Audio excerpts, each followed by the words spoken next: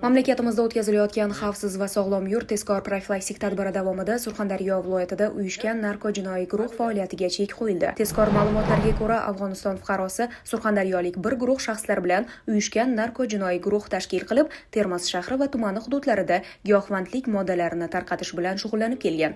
Surxondaryo viloyati Ichki ishlar boshqarmasi tezkor qidiruv xizmati xodimlari tomonidan o'tkazilgan tezkor tadbir davomida jinoiy guruh a'zosi bo'lgan 2004-yilda tug'ilgan fuqaro mijozga gashish moddasini sotayotgan vaqtida ashyoviy dalillar bilan qo'lga olindi. Tadbir davomida uning sheriklari ham giyohvandlik moddasini sotgan vaqtida ushlanib, ashyoviy dalillar protsessual tartibda rasmiylashtirib olindi. Tezkor tadbirlar izchil davom ettirilib, jinoiy guruh a'zolari ketma-ket qo'lga olindi. Yana bir holatda 2004-yilda tug'ilgan fuqaro giyohvandlik moddasini sotish vaqtida qo'lga olindi.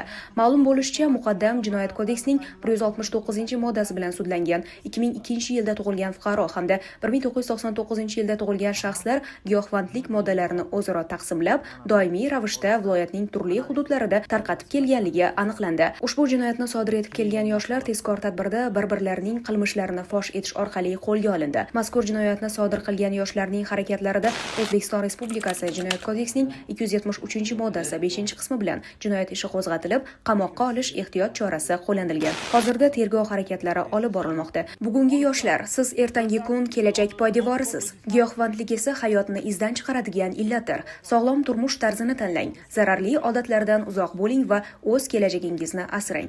Aziz fuqarolar, agar siz giyohvandlik bilan bog'liq shubhali holatlarga duch kelsangiz, befarq bo'lmang. Ichki ishlar organlariga xabar bering. Unutmang, jamiyat xavfsizligi har birimizga bog'liq.